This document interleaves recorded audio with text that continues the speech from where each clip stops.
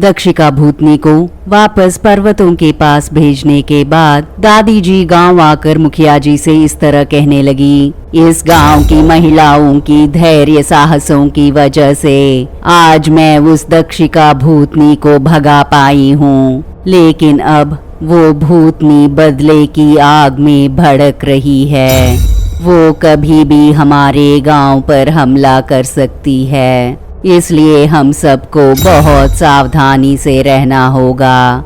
मैं अब इस दक्षिका भूतनी की पिछली जिंदगी के बारे में जानने के लिए भूगर्भ में रहने वाले एक महान तांत्रिक से मिलने जा रही हूँ। जब मैं समाधि में थी तब मुझे इस दक्षिका भूतनी को बंदी बनाने वाला तांत्रिक भूगर्भ में लाश के रूप में दिखाई दिया।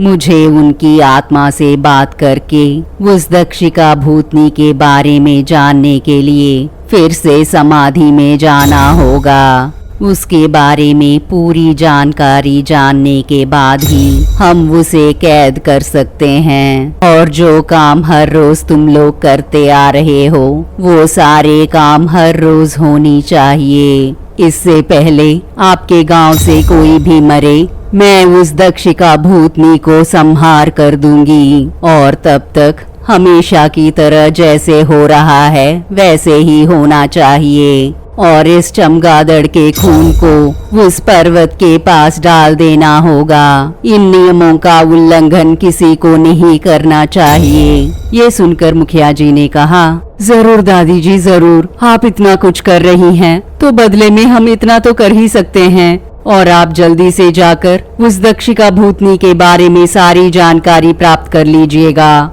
इस तरह मुखिया जी ने कहा और दादी जी भी अपनी गुफा की ओर जाने लगी।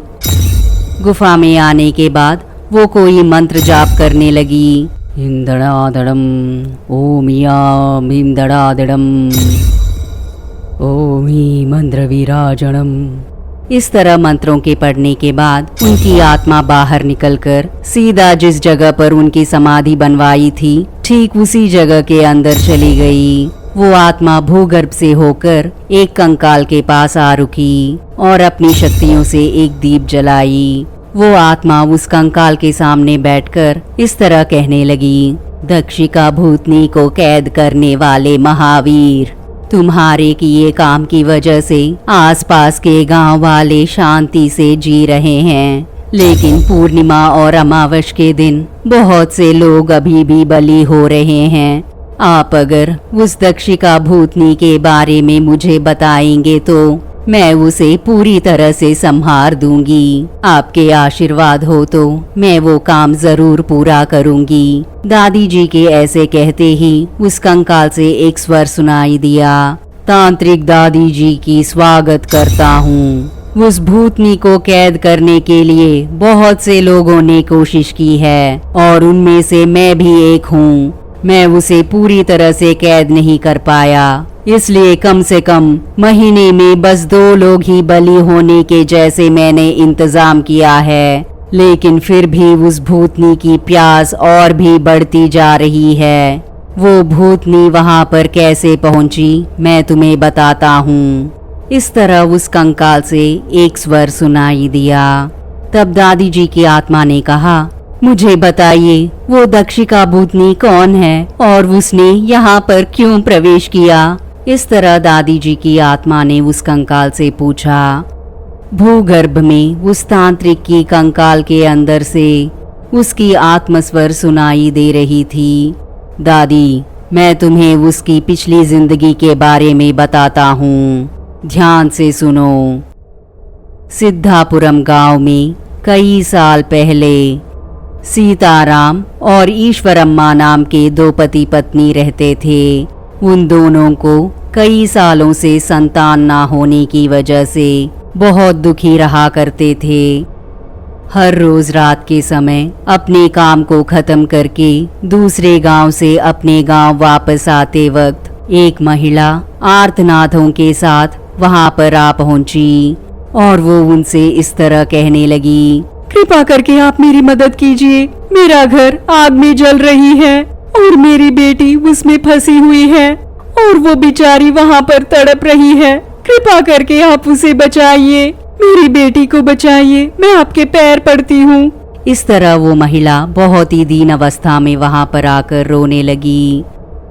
ये सुनकर सीताराम बोले, तुम चिंता मत करो बहना, कहाँ पर है तुम्हारी बेटी, कहाँ पर है? और उस महिला ने उन्हें जलते हुए बस्ती को उन्हें दिखाया और सीताराम जी अपनी जान की भी परवाह किए बगैर उस जल रहे बस्ती के अंदर जाकर वहाँ से उस बच्ची को बचा लिया।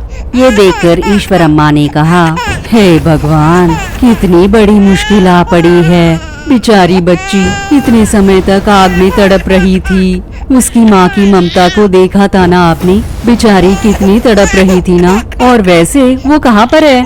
उन्होंने चारों ओर देखा लेकिन वो कहीं पर भी नहीं दिखी।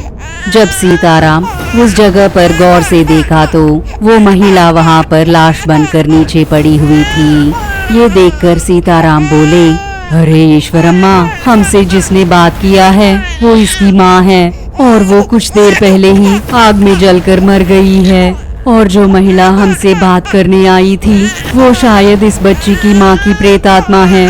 देखा ना, एक माँ मरने के बाद भी अपनी बच्ची को बचाने के लिए कितना कुछ कर रही थी। बेचारी इस नन्ही सी बच्ची ने अपनी माँ को खो दिया। इस तरह सीताराम ने अपनी पत्नी ईश्वरम्मा से दुखी मन से कहा और इतने में उस बच्ची की माँ की आत्मा उन दोनों के सामने प्रत्यक्ष हो गई। आप दोनों मेरे लिए भगवान समान हैं। आप दोनों की वजह से ही मेरी बेटी अब जिंदा है। मैं तो कब की मर चुकी हूँ, इसलिए मैं इसकी देखभाल नहीं कर पाऊंगी और अगर ये अनाथ की तरह जिएगी तो मुझे बहुत बुरा लगेगा। कृपा करके आप ही इसकी परवरिश कीजिए। इस तरह उस बच्ची की माँ ने उनसे गिड़गिड़ाते हुए कहा। तब सीताराम ने कहा, बहना, ये भी कोई कहने की बात है क्या? बहुत सालों से हमारी खुद की संतान ना होने की वजह से हम बहुत दुखी थे और अब वो भगवान तुम्हारे रूप में आकर हम दोनों को एक बेटी को दे दिया। बहना, अब से ये मेरी बेटी है, मैं इसे अपनी खुद की बेटी की तरह पालूंगा। तुम फिक्र मत करो बहना, तुम स्वर्ग में निश्चिंत होकर रहना। ये सुनकर उस माँ की आत्मा बहुत खुश हुई। आप दोनों को बहुत बहुत धन्यवाद। मैंने सोचा था कि मेरी आत्मा को शांति नहीं मिलेगी। ये मेरी बच्ची की खुशकिस्मती है कि उसे आप जैसे माता पिता मिले।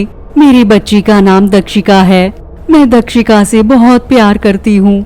इसने अपने बचपन में ही अपने पिता को खो दिया और अब तो मैं भी जिंदा नहीं रही। ये बेचारी एक अनाथ की तरह जिए, ये मुझसे देखा ही नहीं जाएगा।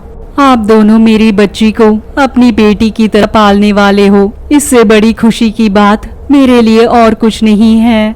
मैं आपकी हमेशा हमेशा आभारी रहूंगी। आत्मा की इन बातों को सुनकर ईश्वरम्मा ने कहा, तुम ये कैसी बातें कर रही हो? अब से ये बच्ची मेरी बेटी है। मैं इसे कोई भी कष्ट नहीं आने दूंगी। इतने सालों तक हम बिना संतान के दुखी रह रहे थे और अब भगवान ने ही हमें इस प्रसाद को दिया। तुम निश्चिंत होकर जाओ।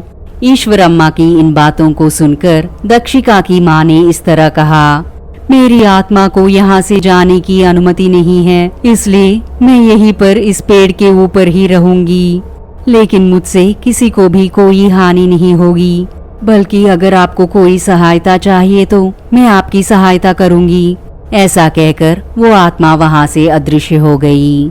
और फिर सीताराम और ईश्वरम्मा दोनों आपस में इस तरह बातें करने लगे। अच्छा हुआ कि हमने इसे देख लिया, वरना ये बच्ची भी उस भीषण आग में जलकर मर जाती।